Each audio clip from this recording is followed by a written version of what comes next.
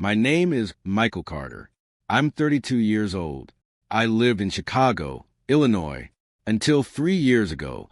My life looked exactly like what people call the American dream. I had a great job as a senior accountant at a financial company, a clean apartment on the north side of the city, a solid paycheck, and big plans for the future. Every month, I put part of my salary into savings. My credit score was excellent. I never paid my rent late, and I had never borrowed money from anyone. I truly believed that if you worked hard, life would eventually reward you.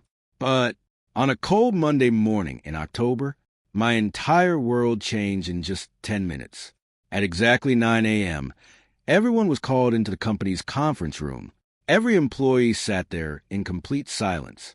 None of us knew what was about to happen. The CEO walked in. The director of human resources followed behind him. Neither of them had the friendly smiles we were used to seeing. The CEO picked up the microphone. "I'm sorry to tell you this, but due to the current economic conditions across the country, we're forced to make significant workforce reductions." The room went completely silent. Then they started reading names. One by one, each employee quietly stood up, placed their company badge on the table, and walked out. I kept praying to myself, "Please don't say my name." Then I heard it, Michael Carter. It felt like time stopped. Everything around me went silent. I slowly stood up, took off my employee badge, and walked out of the conference room without saying a word. A cardboard box was already waiting on my desk. Inside were a few family photos, my favorite coffee mug, 2 books, and a small desk plant. 15 minutes later, I was standing outside the office building, a cardboard box in my hands, and 1,000 questions running through my mind. I tried to comfort myself.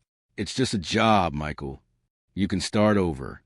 What I didn't know was that the hardest part of my life hadn't even begun. That evening, I called my father, Richard Carter. He answered on the second ring. "Hello, Michael." I hesitated before speaking. "Dad, I lost my job today." There was a long silence. I expected him to say, "Don't worry, son. We'll figure this out." Instead, he simply replied, "You should have built a bigger savings account."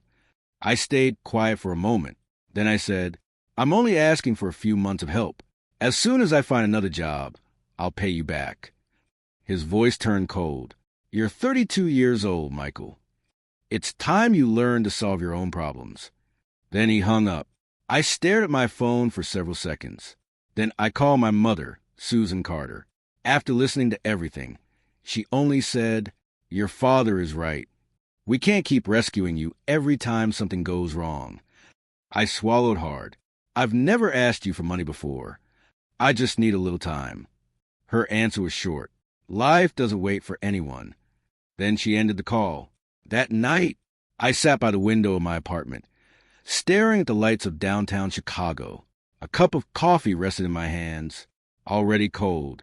For the first time in my life, I realized that poverty isn't what hurts the most. What hurts is being abandoned by the people you love. Over the next several weeks, I submitted more than 100 job applications. Every morning, I put on my suit and went to interviews. Every evening, I came home disappointed. My savings disappeared faster than I expected. First, I sold my watch, then my motorcycle. Then I started selling anything I didn't absolutely need online. Even then, paying rent became harder every month. Eventually, I met with my landlord, James Wilson. I told him everything: the layoff, my job search, my financial situation. After listening carefully, he smiled. "Michael, you've been one of my best tenants for the past 4 years.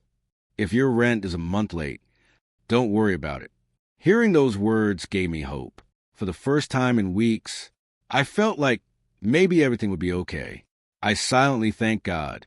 What I didn't know was that just 2 days later, my parents would be sitting in this very man's office, placing an envelope containing $1,000 on his desk, and making the most dangerous deal of my life. 2 days passed.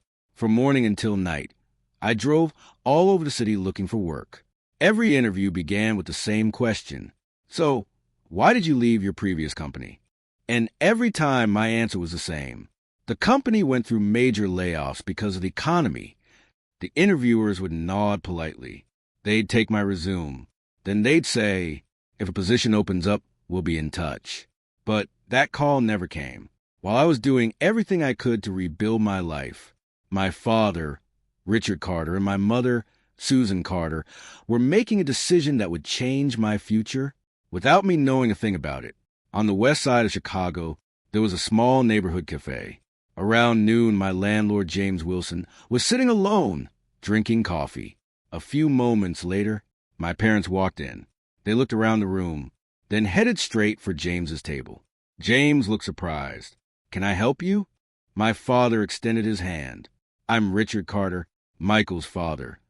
James shook his hand. "Oh, it's nice to meet you." After a few moments of small talk, my father placed a thick white envelope on the table. James frowned. "What's this?" My father spoke quietly. "There's $1,000 in that envelope." James immediately pushed it back. "I'm sorry, I don't understand." For the first time, my mother spoke. "We want you to evict Michael." James stared at both of them. "What do you mean?" My father's voice turned cold. "Don't give him any extra time. If he misses his rent, serve him with an eviction notice immediately." James couldn't hide his confusion. "But Michael has always paid his rent on time." He told me he lost his job. I was planning to give him a little more time. My father didn't show a single emotion. "That's exactly why we're here. The only way he'll ever grow up is if life teaches him a hard lesson." James looked at him in disbelief. "You're talking about your own son." My mother slowly set down her coffee cup. "Michael has always taken the easy way out. It's time he faced reality." James slid the envelope back across the table. "I don't throw people out of their homes for money." Silence filled the table. Then my father said something that actually made James stop and think. "If he stays there, he'll keep coming back to us for help. We want him to learn how to stand on his own." James didn't answer. My father stood up. He pushed the envelope back toward James one last time. "This isn't a bribe.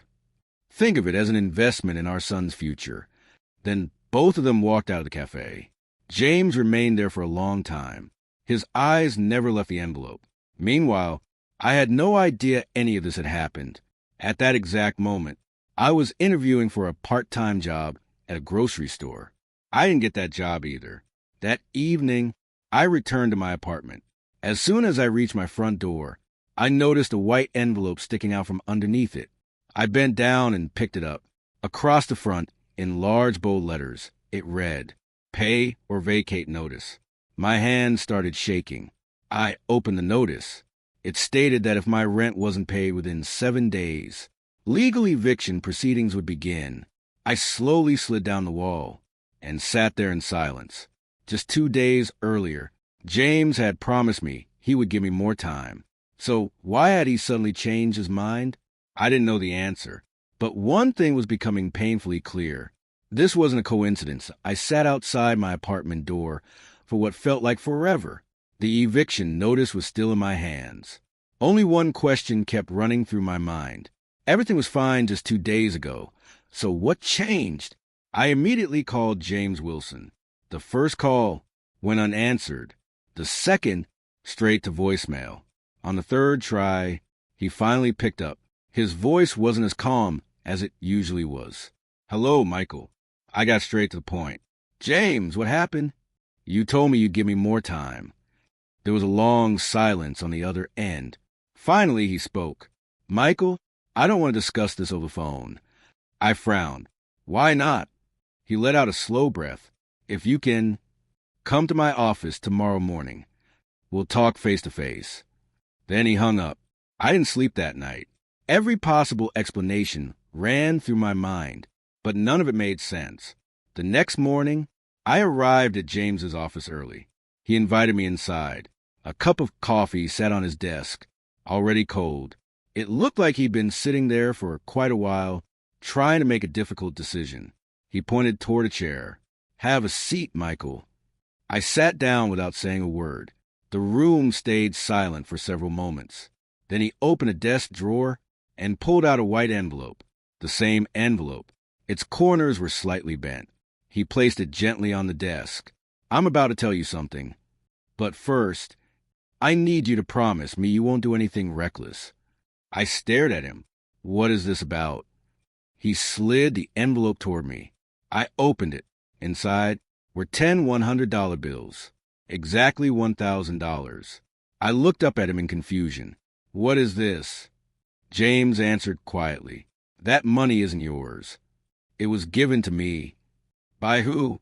He looked me straight in the eyes. Your parents. It felt like electricity shot through my body. I couldn't speak. What? You're kidding, right? He slowly shook his head. I wish I were. Then he told me everything. The cafe, the envelope, the $1,000, and the request that if I couldn't pay my rent on time, I should be evicted immediately. I just sat there, completely speechless. I couldn't believe what I was hearing. The same parents who told me they wanted me to become independent had actually been making my situation even worse behind my back. I finally managed to ask, So, you kept the money? James immediately shook his head. No. I sealed the envelope and locked it away that same day. I wanted to see if they'd changed their minds. But the very next day, your father called me. He asked one question. Did you send Michael the eviction notice yet? My heart sank. He actually asked that? James nodded. Yes. And that's when I realized they weren't trying to help you. They were trying to break you. I looked at him. Then why did you send the notice? He sighed deeply. Because legally, I had to begin the process. But that doesn't mean I ever intended to throw you out. Then he reached into another drawer and pulled out another document. I'm giving you an additional 30 days. And I'm returning this $1,000 to you because it never belonged to me. I immediately pushed the envelope back. No, I don't want their money. James looked at me for a moment. Then do one thing. Keep it. Not as money, but as evidence. A few minutes later, I walked out of his office holding the envelope. The cold Chicago wind hit my face. But my mind was focused on only one thing. Why would my own parents plan to have me evicted? Just then, my phone started ringing. I looked down at the screen. Emily Carter, my younger sister. We hadn't spoken in weeks. I answered immediately. Her voice was shaking. Michael, you need to meet me right away. I know why Mom and Dad did all of this. I immediately asked Emily, where are you? Her voice was shaking. I'm at a small cafe near Navy Pier. Please, come as soon as you can. I can't talk about this over the phone. There was a fear in her voice, one I'd never heard before. I got into my car immediately, and about 30 minutes later, I pulled into the cafe parking lot. Emily was already there, sitting alone at a table in the corner. She kept glancing toward the front door, like she was afraid someone had followed her. The moment she saw me, she let out a deep breath. You made it. I sat down across from her. Now tell me, what's going on? She wrapped both hands tightly around her coffee cup. For several moments, she didn't say a word. Then she looked me in the eyes. Michael, Mom and Dad don't just want you out of your apartment. They want you completely bankrupt. For a second, I thought I had misheard her. What? Why? Tears filled her eyes. Because their problem isn't with you. It's with what belongs to you. I frowned. What are you talking about? She reached into her bag and pulled out a thick folder. Inside were bank documents, property records, and a copy of an old will. I looked at her in confusion. What is all this?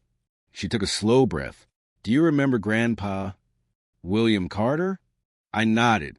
He had passed away almost 2 years earlier. He'd been a successful real estate investor. But Dad had always told us that Grandpa had sold everything years before he. Window, down in the parking lot. My father's black Cadillac Escalade had just pulled in. My mother, Susan Carter, stepped out beside him. The two of them hurried toward the building's entrance. I clenched my jaw. How do they know I'm here? David spoke quietly. Either someone told them, or they've been keeping an eye on me for a while. Just then, the intercom on his desk buzzed. Mr. Reynolds, Richard Carter is here. He says he needs to see you immediately. David looked at me. The choice is yours. If you want, you can leave through the back entrance. I answered without hesitation. No, I'm tired of running. For the first time, they're going to have to look me in the eye. David gave a slight nod. Send them in. A few moments later, the office door opened. My father walked in. The second he saw me, he stopped in his tracks. The surprise on his face was impossible to hide. Michael? My mother stepped in behind him. She looked just as shocked. What are you doing here? I didn't move. I think I should be asking you that. Silence filled the room. My father quickly regained his composure. He walked straight to David's desk. David, we're here for the Carter file. David calmly folded his hands. And in what capacity are you making that request? My father lifted his chin.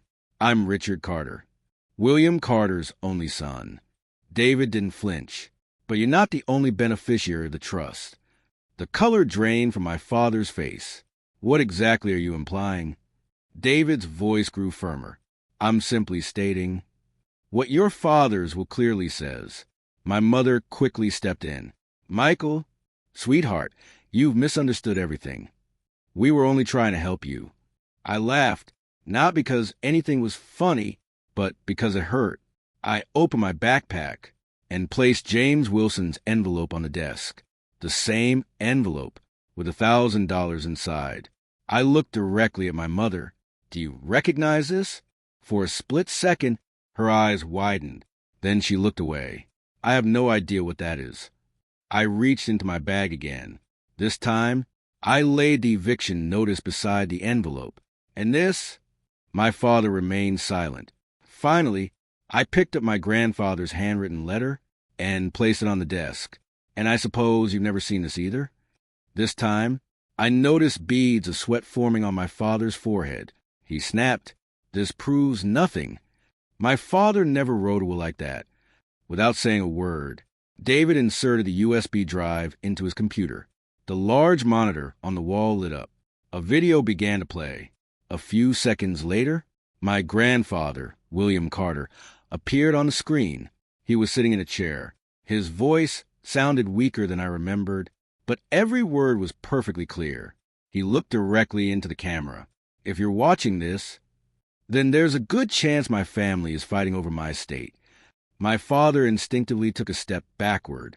Grandpa continued, Richard, if you're thinking about claiming everything for yourself, remember this. I made sure the evidence would survive me. The room fell completely silent. For the first time in my life, I saw real fear on my father's face. The video wasn't even over when suddenly someone knocked hard on the office door. The receptionist rushed inside. She looked nervous. Mr. Reynolds, there are 2 investigators downstairs. They're with the Illinois State Attorney's office. They say they need to speak with Richard Carter immediately.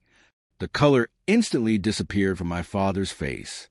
At that moment, I think he finally realized this was no longer just a family dispute. The office fell completely silent. My father, Richard Carter, stared toward the door. For the first time, the confidence he had always used to intimidate people was gone. A few moments later, the door opened again. 2 people walked inside, a middle-aged man and a woman beside him. Both displayed their official credentials. I'm Detective Mark Sullivan, and this is Special Investigator Rachel Morgan. Mark got straight to the point.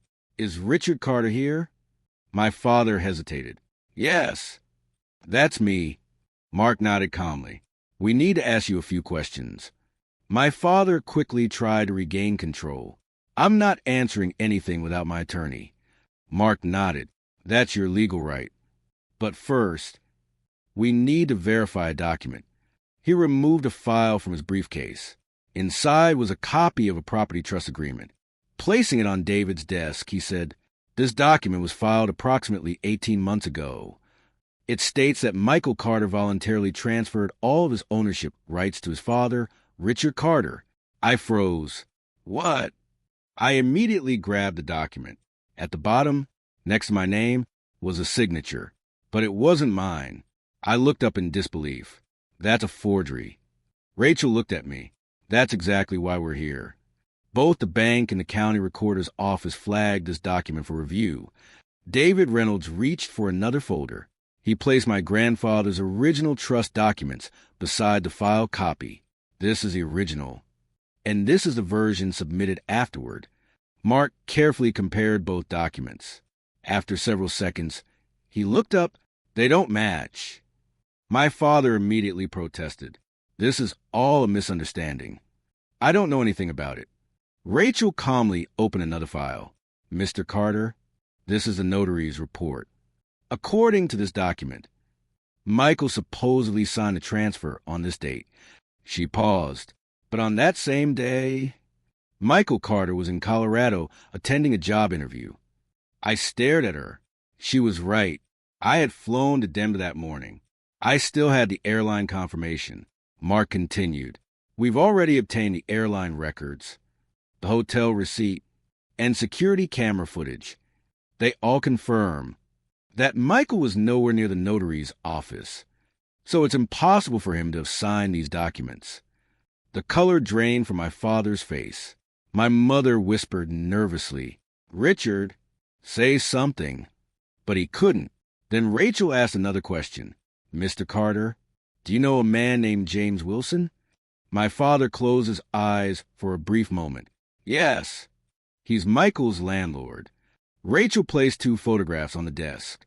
The first showed the small neighborhood cafe. My father, my mother, and James Wilson were sitting together at the same table. The image had been captured by the cafe security cameras. The second photograph showed my father sliding a white envelope across the table toward James. Mark looked directly at him. Would you like to explain what was inside that envelope? My father remained silent. My mother lowered her eyes. Just then, the office door opened again. James Wilson walked in. He looked directly at Detective Sullivan. I'm here to give my statement. Then he turned toward me. And today, I'm done keeping the secret. He placed the very same envelope on David's desk. The $1,000 were still inside. Then he spoke. Richard Carter gave me this money, so I wouldn't give Michael any extra time to pay his rent. And so I'd evict him as quickly as possible. The room fell silent once again. My father grabbed the back of a chair to steady himself. For the first time, he seemed to be running out of excuses. But this was only the beginning. Detective Sullivan opened one final file. He looked directly at Richard. Mr. Carter, the Real investigation begins with a bank account that you probably believed no one would ever discover. For the first time, I saw genuine fear. In my father's eyes, sweat was clearly visible on my father's forehead. Everyone in the room waited for his next answer. Detective Mark Sullivan opened another file. Inside were bank statements, transaction records, and several official financial documents. He placed one of them in front of my father. Is this your account? My father glanced at the paperwork, only for a second, before quickly looking away. I don't know what that is. Mark remained calm. Really, because this account wasn't open in your name. It was open under Carter Family Holdings, LLC. I frowned. It was the first time I'd ever heard that company's name. David Reynolds spoke immediately. That company was never mentioned anywhere in William Carter's estate plan. Rachel Morgan placed another document on the table. The company was incorporated just 18 days after your father's death, and according to the state records, its sole managing member was Richard Carter. My father quickly defended himself. It was a family investment company. Mark nodded slightly. Yes, but there's a problem. He turned to the next page. The very first deposits into this account came directly from rental income generated by the commercial building, legally owned by Michael and Emily Carter. A chill ran through my body. What? David quietly explained. Your grandfather's building generated rental income every month, and for the last 2 years, Every single payment has been deposited into this hidden company account. I couldn't say a word. 2 years. For 2 entire years. The income from property that legally belonged to me had been hidden from me. Emily quietly spoke. That's why I warned you. I knew something wasn't right. Mark placed a financial summary on the desk. As of today, that account has accumulated approximately $1.9 million. My mother instinctively grabbed the back of a chair. Her breathing became noticeably faster. My father suddenly raised his voice. That money was for the family. I didn't steal anything. Mark answered immediately. If that's true, why didn't Michael and Emily know the account even existed? No one answered. Rachel reached for another document. These are emails from the bank. On 3 separate occasions, the bank requested verification from the beneficial owners, but every single time, Michael Carter's email address had been replaced with a fake one. I stared at her. A fake email? She nodded. Yes, which meant every notification from the bank was redirected. You never received a single one. I slowly turned toward my father. He couldn't even look me in the eyes anymore. James Wilson quietly broke the silence.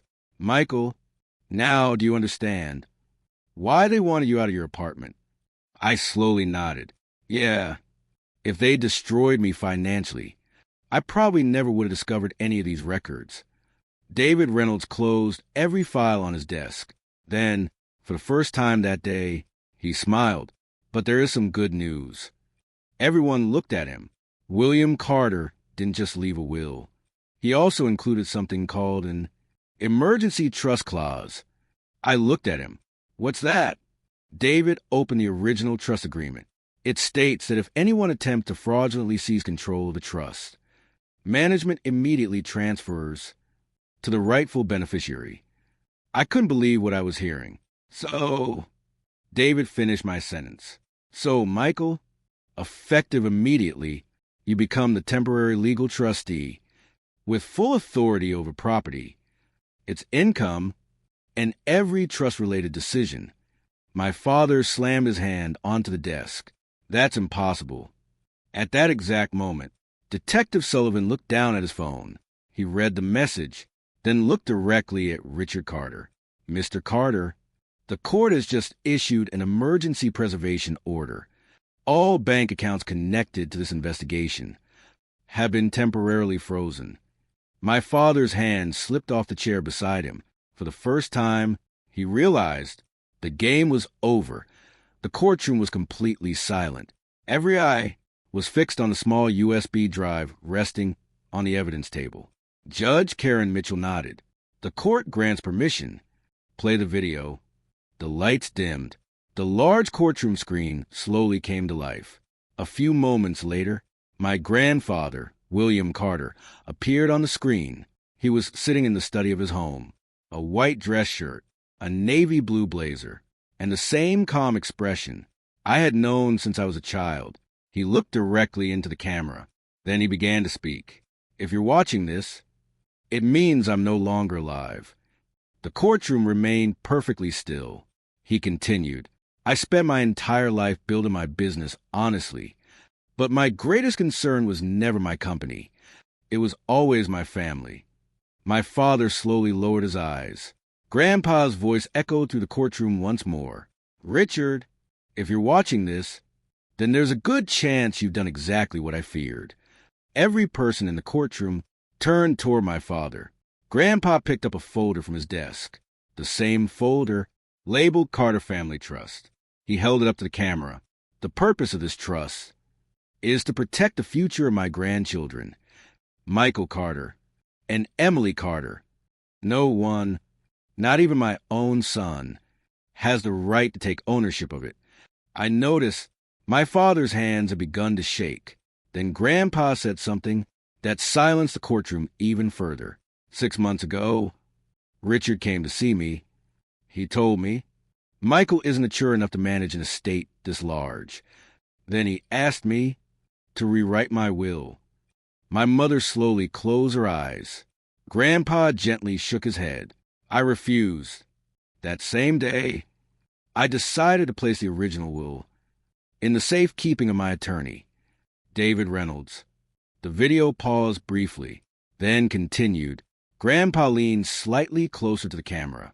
If after my death, any forged documents appear, or anyone attempts to deprive Michael or Emily of what legally belongs to them, know this, it was never my wish. I felt my eyes begin to fill with tears. Then Grandpa spoke one final time. Michael, if you're watching this, remember one thing. Character will always be worth more than wealth. If life ever forces you to choose between revenge and justice, choose justice. The screen faded to black. The courtroom remained so quiet that even the sound of someone's breathing seemed loud. Judge Karen Mitchell waited several seconds. Then she looked directly at Richard Carter. Mr. Carter, would you like to respond to what this court has just seen? My father opened his mouth. He tried to speak, but no words came out. At that moment, his attorney, Patricia Holmes, slowly stood. She closed her case file, then turned toward the judge. Your Honor, I respectfully request permission to withdraw as counsel for the defendant. A wave of whispers spread across the courtroom. My father looked at her in disbelief. What? Without even looking at him, Patricia answered, I cannot continue representing a client who has deliberately withheld material facts from both this court and from his own attorney. My father slowly sank back into his chair. It was written all over his face. His last line of defense had just disappeared. But the story wasn't over yet, because only seconds later, Judge Karen Mitchell began reading an order that would change my parents' lives forever. The courtroom was completely silent. Everyone remained seated. Not a single person spoke. My father, Richard Carter, sat with his head lowered. My mother, Susan Carter, kept nervously rubbing her hands together. Emily sat beside me, and I waited for the judge's next words. After a long pause, Judge Karen Mitchell closed her case file. She looked around the courtroom. Then she began reading her decision. The court has carefully reviewed the documentary evidence, the recorded video, the financial records, the witness testimony, and the arguments presented by both parties. She paused for a moment, then spoke clearly. The court finds that Michael Carter and Emily Carter were the targets of a deliberate scheme to deprive them of their lawful inheritance. My heart pounded. The judge continued. Therefore, the original last will and testament of William Carter is hereby declared valid and fully enforceable. All forged documents are declared null and void. A full forensic audit shall be conducted into every financial transaction made through Carter Family Holdings, LLC, and legal authority over the commercial property, its income, and all related trust assets shall immediately be transferred to Michael Carter and Emily Carter. The courtroom remained silent. Then the judge turned toward my father, Richard Carter. Based on the evidence presented before this court, all matters involving possible forgery, breach of fiduciary duty, and financial fraud are hereby referred to the appropriate authorities for further investigation. My father slowly closed his eyes. For the first time, he seemed to realize that years of planning had collapsed in only a matter of days. Tears rolled down my mother's face. But it was far too late. Outside the courthouse, dozens of reporters were waiting. Television cameras, microphones, questions coming from every direction. Mr. Carter, do you have a statement? I stopped for only a moment. Then I answered, I never fought this case of money. I only fought for what was rightfully mine. And today, I've learned that the truth may take time, but it never truly loses. With that, I walked away. A few weeks later, I stood in front of the commercial building my grandfather had left behind. It wasn't just another building. It was a symbol of the faith my grandfather had placed in me. Standing there, I made a promise.